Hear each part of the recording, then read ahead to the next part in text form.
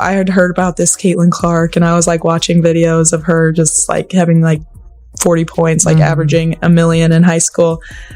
And I was like, oh, this girl thinks she's going to come here and rule the world, you know, like whatever. It's going to be, you know, whatever.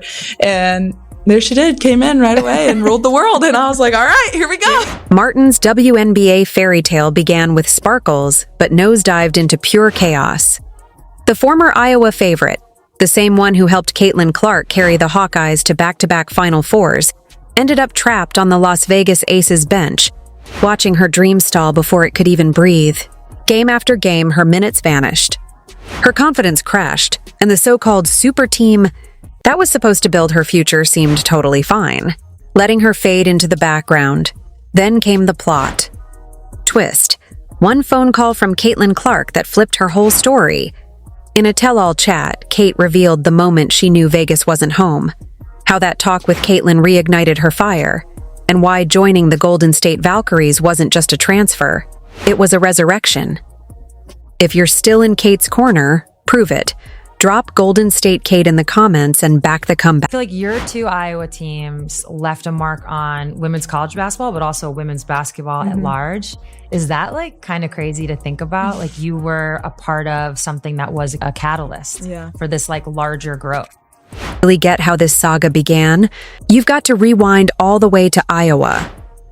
Before Caitlin Clark and Kate Martin turned Carver Hawkeye Arena into absolute mayhem, Iowa women's basketball wasn't even a blip on the national radar.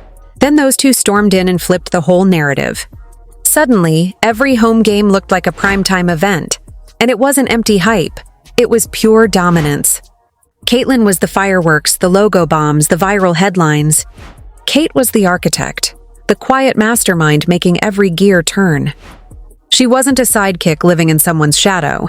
She was the engine driving the entire system. Remember, you have that summer before, and she was doing things that I had never seen anybody do before. And as a freshman, to come in and have that kind of confidence, like, not everybody has that. Like, I was like, oh, I haven't really seen anything like this. And so we knew she was going to be outstanding. And then, at the beginning of the year, we had some big wins, and there was highs and lows that year for sure. But, it took us a little bit to figure it out. But it obviously turned out better than I could have ever expected or thought. 24. Everyone remembers Caitlin Clark lighting up the court with 40-point explosions. But look a little closer. Kate Martin quietly averaged 13.1 points and nearly 7 rebounds. Those aren't sidekick stats. Those are alpha stats. Yet Kate knew her superpower wasn't stealing Caitlin's spotlight.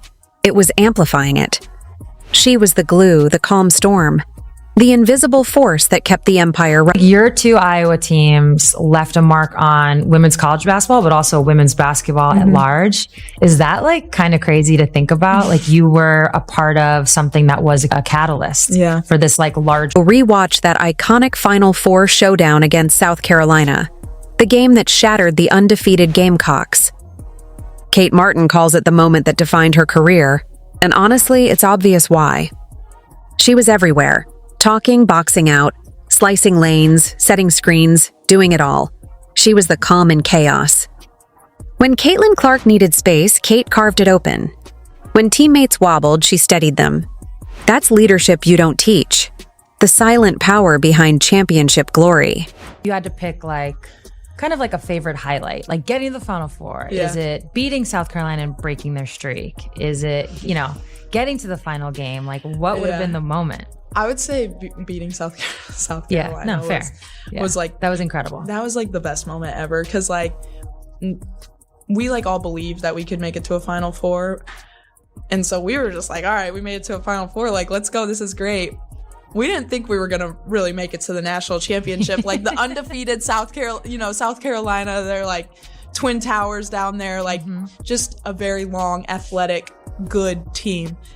And so when we like executed that game plan perfectly and beat them, that was probably that's like still probably my career.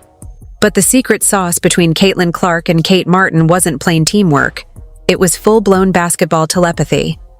These two didn't just play together. They read each other's minds. Kate always knew the perfect second to crash the glass after Caitlin's wild logo 3. And Caitlin? She found Kate in motion like radar lock. They weren't just teammates, they were a living, breathing system. Caitlin's swagger thrived because Kate cleared the chaos. And Kate's influence exploded because Caitlin believed. I feel like looking back on it, and then even just talking to you now, it's like, yes, Caitlin is like a big focal point of the team. Yeah. She's going to have to do a lot of the scoring, all the things. And it's almost like good cop, bad cop or something. Yeah. Now, I don't mean it in like literal terms, but she just had to like be herself, and that was going to win you games. But then you had to come in and kind of be like a calming effect and that. So I'm actually really curious, as these teams start to take shape in 2023 and then 2024, like what was your leadership style in conjunction with a player like Caitlin, but also the rest of your... And don't get it twisted, Kate Martin was the one doing all the dirty work no one ever applauded. She set those brutal screens that gave Caitlin Clark the room for her impossible shots. When Caitlin gambled on defense, Kate rotated perfectly, cleaning everything up like clockwork. I was definitely more of like the calmer presence and being like, hey, like look me in the eyes, you know, deep breath, like it's all going to be okay. And I think like the leadership style that I really had was just like trust. Like she trusted me because she had seen me like putting in the work in the gym. She knew how much I cared. Like I was only 2 years older than her, but like she believed that like I had her best interest in mind, and like I showed her that over and over again. Like I built a relationship with her outside of basketball. I tried to build relationships with all my teammates outside of basketball, so it wasn't like the only time I'm talking to you is out on the court and telling you like, hey, like you can't do that, or like, hey, like do the, you know, whatever. Is like, it's called relationship equity. Exactly. The reason the Hawkeyes terrified every opponent wasn't just their superstar power. It was because that superstar had the perfect partner standing right beside her.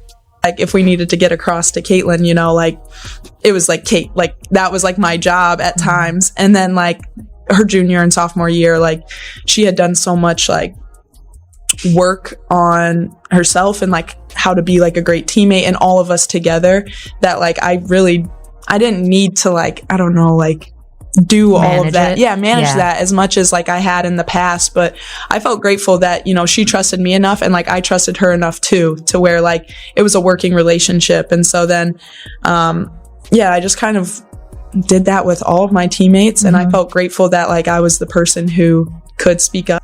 But the WNBA is a whole different jungle. Kate Martin assumed that Iowa magic, that mix of chemistry, grit, and basketball IQ, would glide smoothly into the pros. Instead, she slammed into a brick wall in Las Vegas. The Aces drafted her, sure, but what followed felt like a slow-motion demotion. While Aja Wilson and the Aces' veteran royalty hoarded every precious minute, Kate could only sit there watching her dream dissolve in real time. Her minutes told the ugly truth. In May, she clocked around 20 per game. Not bad for a rookie. By September, just 11.5. Her stats sank to 2.6 points and 1.6 rebounds. But those numbers don't scream lack of talent. They scream lack of opportunity.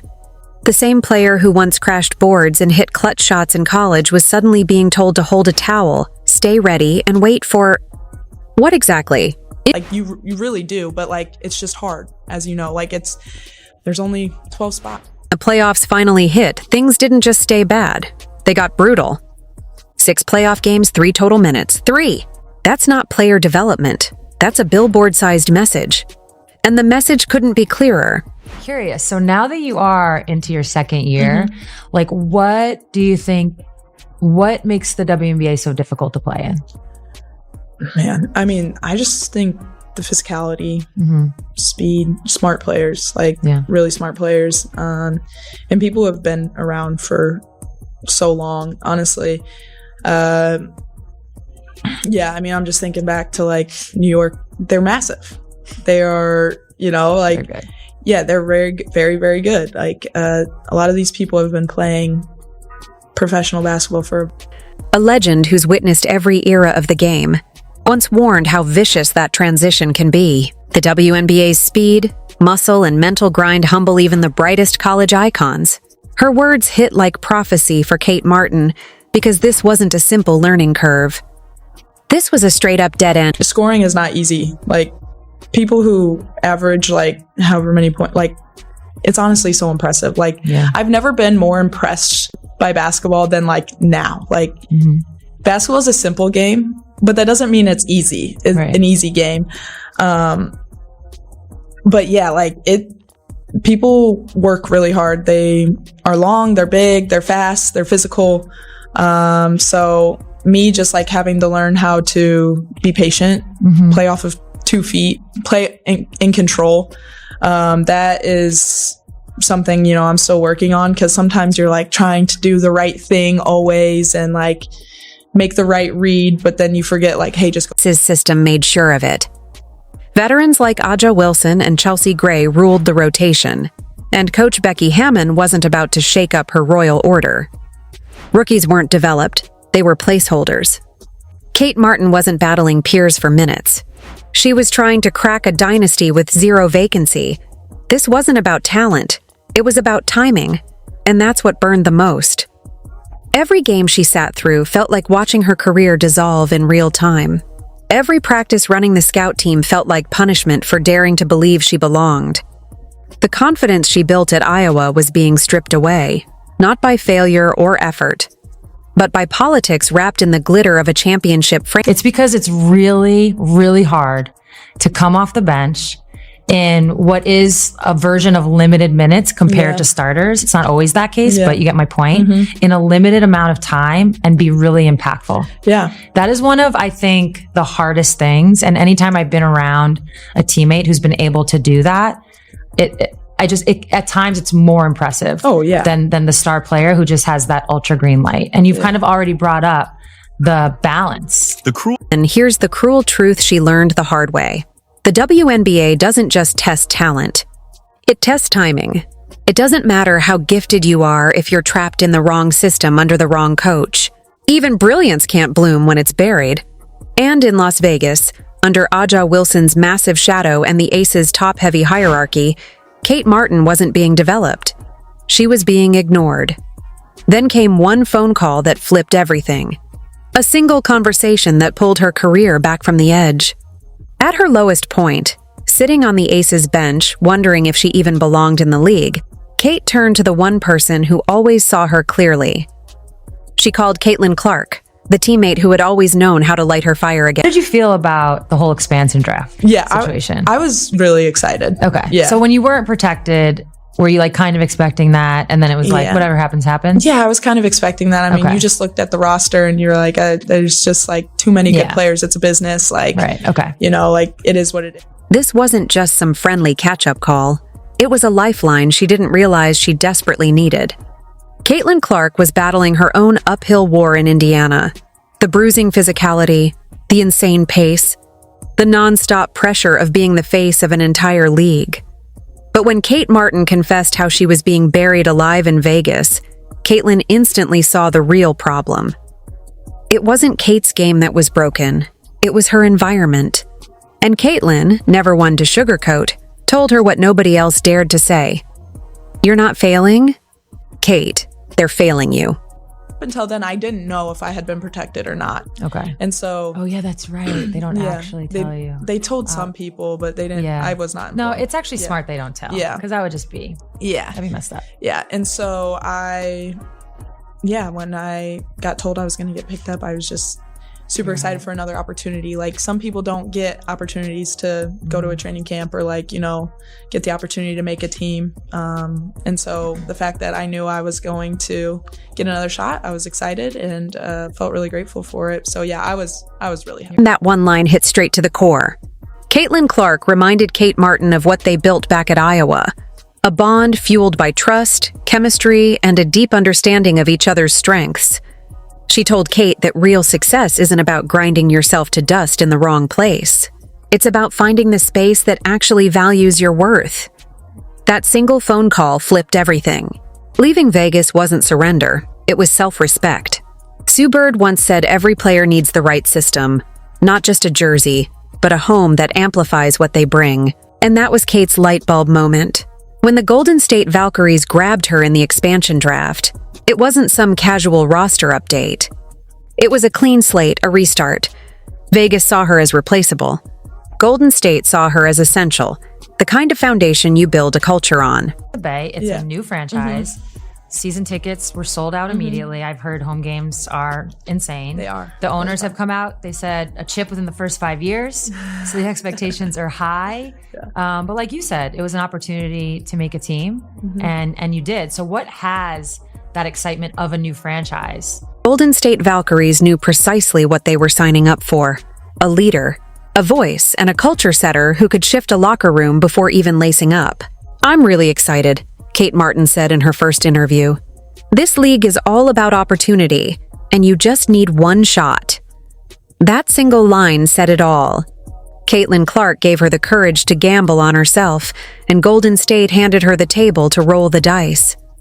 That phone call didn't just save her career, it reignited her purpose. But make no mistake, this move isn't just a jersey swap. It's a total rebirth, the kind of reset players dream of. Expansion teams are those rare blank slates where legacies can be drawn from scratch, and that's exactly what Kate craved. A fresh canvas where she could rebuild, redefine, and finally write her own story on her own terms. It's got to be insane. Yeah, it's been awesome. Like, the fans really are so loud. Yeah. Yeah, it has been awesome in Chase Center.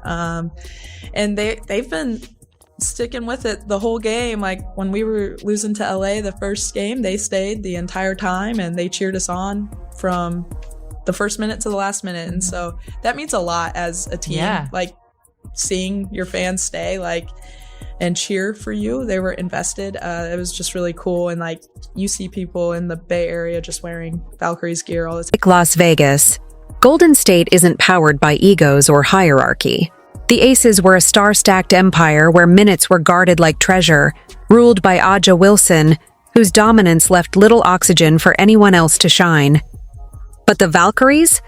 They're crafting something different, a culture built on collaboration. Their GM, Ohan, made her vision crystal clear. She wanted tone setters, not divas. Smart, unselfish, high IQ players who prized chemistry over clout, and Kate Martin was her prototype. Head coach Natalie Nass, who'd already witnessed Kate's relentless work ethic back in Vegas, instantly shifted her philosophy. In Golden State, it's about effort and intention, not perfection. Mistakes aren't crimes, complacency is. She preaches communication, energy, and accountability, the exact traits Kate embodies without even trying. The message couldn't be louder in this new system. Your hustle, your presence, and your energy actually